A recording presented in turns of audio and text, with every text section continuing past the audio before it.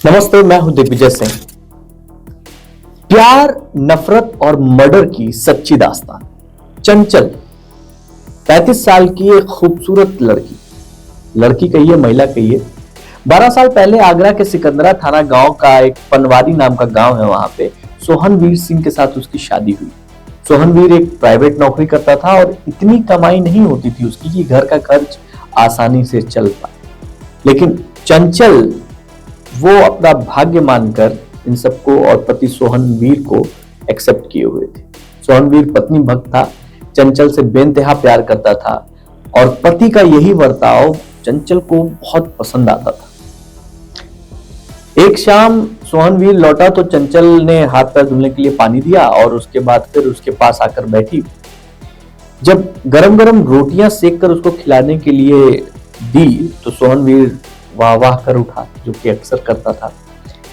बिस्तर पे गया, लेट गया। सारा काम खत्म करके चंचल भी पास आई, लेट गई। अचानक चंचल का मुंह और पति का मुंह जब आसपास आया तो उसको कुछ गंध महसूस हुई। तुमने शराब पी है? हाँ, आज कुछ ज्यादा ठंड लग रही थी इसलिए पी ली, लेकिन कल से नहीं पीऊंगा, वादा करता हूँ। सोहनवीर ने पत्नी को समझाया।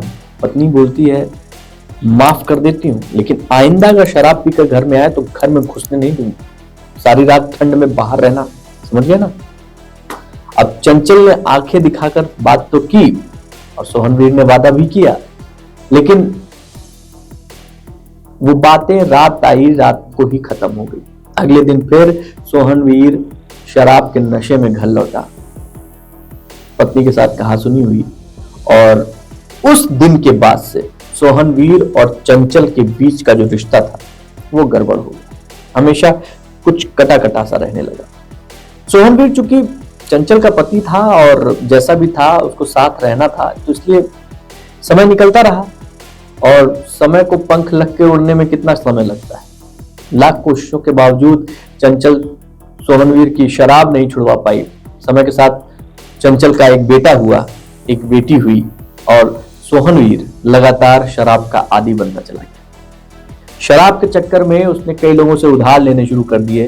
फिर उधार का पैसा नहीं चुका पाता था, इसलिए दोबारा उधार मांगता था। लोगों ने उधार देना बंद कर दिया और लोग तगादा करने सोहनवीर के घर आने लगे। सोहनवीर इन चीजों से बचना चाहता था और उसके बचने का तरीका क्या था? वो घर ही कम आता था। अब जब सोहनवीर घर पे नहीं होता था तो लोग चंचल को ही बुरा भला कहकर चले जाते थे। और चंचल जो दिखने में सुंदर, बातचीत में सुंदर और उसको इस तरीके के ताने सुनने को मिल रहे हैं, वो बंद कमरे में बहुत रोती थी। और उसके शरीर पर भी सोहनवीर जिस तरीके से वो फिजिकल अब्यूज करता था, उससे भी जो है उसको दिक्कत हो रही। एक दिन वो सोहनवीर घर पे था, अचानक दरवाजे की बहुत जोर से कुंडी किसी ने खटखटाई और उसने तुरंत, सोहनवीर ने चंचल से कहा, जाके देखो कौन है दरवाजे, पूछो अगर कोई होगा तो उससे बोल देना मैं नहीं हूं।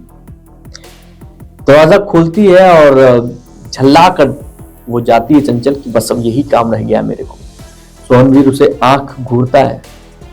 चंचल जाती है, दरवाजा खोलती है तो देखता है कि वहां पे एक आदमी खड़ा। हाँ, कौन? तो मेरा नाम शिशुपाल है और सोहनवीर ने मुझसे पैसे लिए थे, वो पैसे कब वापस करेगा, कहाँ है? तो उसने कहा, चंचल ने, कि देखिए वो तो है नहीं और जब आएंगे तो मैं उनसे बात करूंगी, पैसे जल्दी वापस कर देंगे। अब वो शिशुपाल बहुत गुस्से में था। उसने कहा, यार मेरा यही काम है, लोगों को पैसा भी देता रहूं, भलाई भी करता रहूं और जब पैसे देने का वक्त आए तो लोग गायब हो जाते हैं। मैं कह दे रहा हूं कि ऐसे नहीं चलेगा। आप सोहनवीर की पत्नी, आप उनको बता दीजिएगा, मैं वापस आऊंगा अगली बार तो पैसा लेकर जाऊंगा, अच्छा नहीं होगा। कहकर वो चला गया।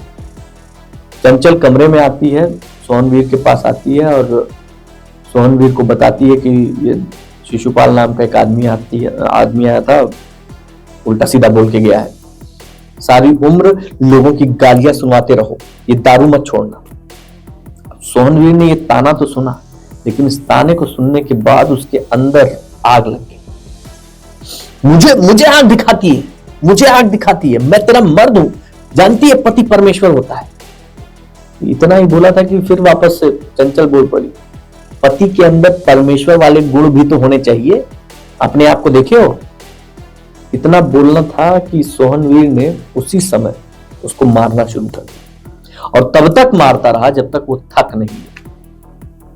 चंचल रोती बिलखती किसी तरीके से एक कोने में जाके अपने घर में पड़ जाती और उसको जो दर्द था वो वही समझ सकती थी। इधर सोहनवीर चला जाता है, शराब पीता है, वापस लौट के आता है। 3-4 दिन बाद एक बार फिर शिशुपाल घर आता है पैसा वसूल करने के लिए। अब इस बार इत्तेफाकन दरवाजा खुला था। जो शिशुपाल था वो दरवाजे से अंदर घुस के थोड़ा सा आगे बढ़ा ही था कि अचानक वो क्या देखता है कि सोहनवीर की जो पत्नी थी चंचल, वो नहा के निकली थी और अपने बाल संवार रही। अरे शिशुपाल जी, आप खड़े क्यों, बैठी बैठी बैठी। शिशुपाल चुप था और एक टक चंचल को देख रहा था और चंचल ने भी अपनी कुर्सी उठाई और उसके पास में आकर बैठी और बोली कि बैठिए बैठिए, चाय बना कर लाती हूँ। शिशुपाल बोला, नहीं नहीं, मुझे चाय वाय नहीं पीनी है, मैं तो सोहनवीर से मिलने आया था, दरवाजा खुला था इसलिए सीधे अंदर चला आया। तो शिशुपाल ने पूछा, कहाँ है, पैसा कब मिलेगा? चंचल ने कहा, आप परेशान मत होइए, पैसा मिल जाएगा, मैं बात कर ली हूँ, पैसा मिल जाएगा, बैठिए आप चाय पीजिए दो। और वो चाय भी ले आई, बिस्किट भी ले आई, नमकीन भी ले आई। शिशुपाल जो घर में बैठा हुआ था उसकी नजर सोहनवीर की पत्नी पर ही थी, चंचल पर, और वो उसको देख के मन ही मन पता नहीं क्या क्या चीजें बुन रहा था। पत्नी आती है, चाय देती है, शिशुपाल के साथ बैठती है, चाय पीती है, बातचीत शुरू होती है। तो उसी में वो चंचल बोलती है कि आदमी अपनी पत्नी को पैर की जूती के सिवाय कुछ और समझे तो ना। और इतना कहकर बोलती, छोड़िए जी, मैं अपना रोना लेकर बैठ गई, आप बताइए ना, मैं उसकी बात करूंगी, आपका पैसा, बिल्कुल परेशान मत होइए, 4 दिन बाद जो है आपका पैसा आपको मिल जाएगा, बिल्कुल आराम से जो है आप चीजें कर लीजिएगा। शिशुपाल चाय पीता है, फोन नंबर दोनों का एक्सचेंज होता है और फिर शिशुपाल वहां से पूरे निगाह भर के उसको देखता है और चला जाता है। सोहनवीर जब वापस आता है रात को, एज यूजुअल दारू पी के आता है, कमरे में जाके सो जाता है। अब शिशुपाल सोचता है कि यार पैसा मुझे चाहिए, चाहे वो पत्नी दे चाहे पति दे, इसने बोला है 4 दिन बाद आना था, 4 दिन बाद मैं जाऊंगा, पैसा लेके चला आऊंगा, क्या दिक्कत है। लेकिन पत्नी बड़ी सुंदर है इसकी। अब शिशुपाल के दिमाग में यही सारी चीजें चल रही थी। शिशुपाल एक संपन्न किसान था, उसके 2 बेटे बेटियां थे, लेकिन पत्नी से अनबन हो गई तो पत्नी छोड़कर जा चुकी थी और अब जो है वो लोगों को ब्याज पर पैसे देता था। तो एक दिन सोहनवीर भी उसके पास पहुंचा था और सोहनवीर ने कहा, भैया कुछ पैसे दे दीजिए। तो उसने शिशुपाल ने सोहनवीर को कुछ पैसे दे दिए थे और वही पैसे लेने वापस बार बार वो उसके पास जा रहा था, उसके घर जा रहा था। अब जिस दिन चंचल ने बोला था कि शिशुपाल आप आ जाइएगा, आपको पैसे मिल जाएंगे, शिशुपाल उस दिन वहां पे पहुंच गया। 4 दिन बाद घर पहुंचा। अब जब घर पहुंचा तो चंचल खुद जो है आज उसका इंतजार कर रही थी। बेसिकली चंचल को पता था कि हमारे बच्चे और पति जो है इसी दिन नहीं रहेंगे। जब वो वहां पहुंचा तो चंचल खुद सज संवर कर बैठी हुई थी, इंतजार कर रही थी। और शिशुपाल जब वहां पहुंचता है तो दरवाजा जब खटखटाता है तो जैसे ही वो दरवाजा चंचल खोलती है, उसको देखकर वो दंग रह जाता है और वो बोलती, आइए शिशुपाल जी अंदर आइए। और चेहरे पर मुस्कान बिखेर कर वो जब उस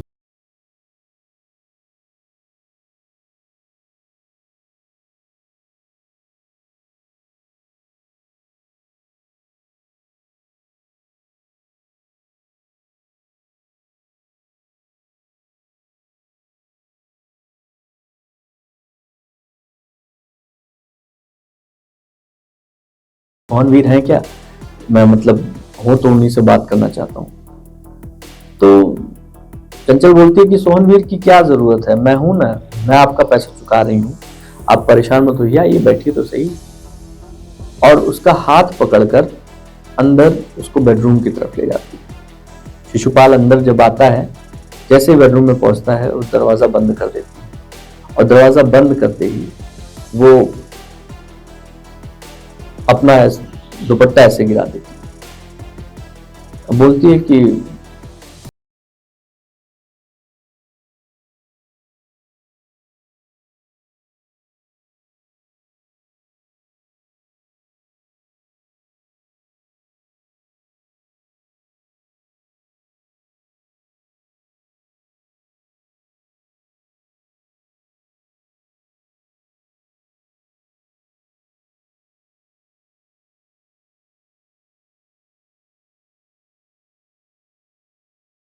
और उसके बाद फिर शिशुपाल के लिए कहता है रुकिए बैठिए चाय बना के लाते हैं। अभी वो शिशुपाल के लिए जैसे ही मुड़ती है जाने के लिए बाहर, वापस शिशुपाल उसको अपनी तरफ खींचता है और फिर पहली बार वो लोग एक दूसरे के साथ संसर्ग में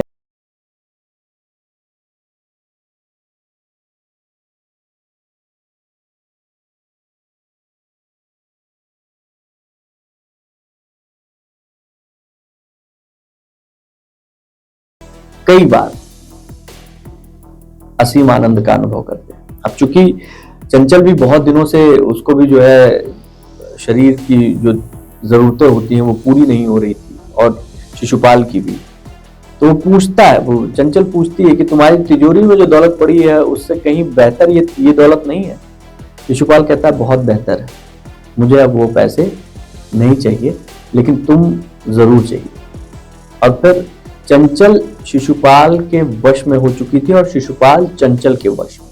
जब दोनों का मन करता, जब दोनों के पास समय मिलता, दोनों जो है एक दूसरे के गलबही। 21 जुलाई 2020 का समय था। शिशुपाल अपने घर से चारा लेने के लिए निकला और घर वापस नहीं लौटा। जब घर वापस नहीं लौटा तो घर वालों ने चारों तरफ ढूंढना शुरू किया। शाम हो गई, नहीं मिला। फिर जो उसके भाई थे नवल सिंह, उन्होंने 30 तारीख को सिकंदरा थाने में शिशुपाल के गुम होने की सूचना दे दी। उस समय जो इंस्पेक्टर थे अरविंद कुमार, उन्होंने जो एसआई थे उस समय अमित कुमार को ये जिम्मेदारी सौंपी और ये एफआईआर दर्ज करके कि पता लगाओ भैया। अब अमित कुमार ने जब पता लगाना शुरू किया तो सबसे पहले ये पता लगाया कहाँ कहाँ जाता था। तो पता चला कि सोहन वीर जो है वो इकलौता ऐसा शख्स था जिसके घर पे शिशुपाल बहुत ज्यादा समय बिताता था और रोज लगभग बिताता। अब शिशुपाल और सोहन वीर के मोबाइल नंबरों की कॉल डिटेल जांच की गई और उसमें पता चला कि जिस दिन वो गायब हुआ था उस दिन सुबह 10:30 बजे के आसपास शिशुपाल के पास सोहन वीर ने फोन किया था और उसके बाद शिशुपाल लापता हो गया। अब 12 अगस्त को जब वहां पे पुलिस की टीम पहुंचती है और सोहन वीर को हिरासत में लेती है, थाने पहुंचता है सोहन वीर। जब कड़ाई से पुलिस पूछताछ करती है तो शिशुपाल ने अपनी हत्या की बात को स्वीकार कर लिया कि शिशुपाल की हत्या मैंने की है। सोहन वीर ने स्वीकार किया और उसने ये भी बताया कि वहां पास में ही एक बिल्डिंग है जो बन रही है, उसी बिल्डिंग के पास में उसकी लाश नाले के बगल में पड़ी हुई। पुलिस वहां पहुंचती है तो उसकी थोड़ी सी सड़ी गली हालत में लाश मिलती है और उसको पोस्टमार्टम के लिए भेज दिया जाता है। सोहन वीर को पुलिस पकड़ती है, धारा 302(2)(1) के तहत मुकदमा दर्ज करती है और जब पूछताछ करती है तो पता चलता है कि सोहन वीर को पता चल चुका था कि उसकी पत्नी और शिशुपाल के बीच में अवैध संबंध बन चुका था और बात निकली थी तो बहुत दूर तलक गई थी। हर नजर सोहनपाल को देखती थी तो उसको लगता था कि यार बड़ी बेइज्जती हो गई और सोहन वीर यही चाहता था कि किसी तरीके से इस बेइज्जती का बदला लिया जाए। तो उसने एक दिन शिशुपाल को फोन किया और फोन करके उसने बताया कि भैया आइए, आपका पैसा जो है वो मैं देना चाहता हूँ, बस थोड़ा इकट्ठा किया, थोड़ा बाद में दे दूंगा। और ये कहकर वो पैसा देने के बहाने उसको बुलाता है और वहां पे कोल्ड ड्रिंक पीने के दौरान उसमें दवाई होती है जो चूहा मारने और इन सब चीजों की, वो उसमें मिक्स कर देता है और फिर 21 जुलाई 2000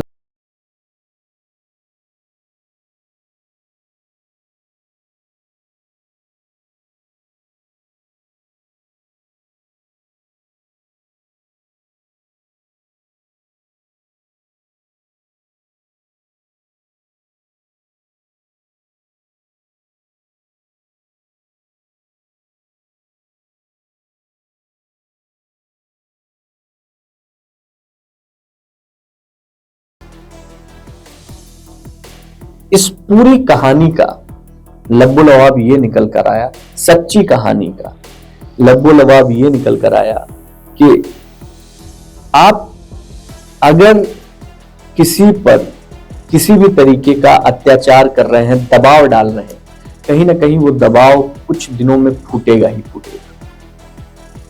अगर आप किसी को धोखा दे रहे हैं, अपने पार्टनर को अगर आप धोखा दे रहे हैं, कुछ दिनों में वो बात निकलकर सामने आएगी ही आएगी। सही क्या है, गलत क्या है, इसका निर्णय करने के लिए ईश्वर ने हमें दिमाग दिया है। तो ये एक ऐसी कहानी थी जिसमें रिश्तों में कौन सही है कौन गलत है बता पाना बहुत मुश्किल है, लेकिन इस कहानी का जो अंजाम हुआ उसमें एक ऐसे व्यक्ति की जान गई जो अपनी जगह पे अपने काम अपनी चीजों में ठीक था, लेकिन वो गलत लड़की से गलत महिला से प्रेम कर बैठा। इस तरीके की तमाम कहानियां सुनने के लिए आप खुल के ऐप डाउनलोड कर लीजिए, वहां पर क्राइम फाइल्स उसको जरूर जो है फॉलो कीजिए, आपको इस तरीके की कई कहानियां वहां सुनने को मिलेंगी। तो आज बस इतना ही, सतर्क रहिए, सुरक्षित रहिए। जय हिंद।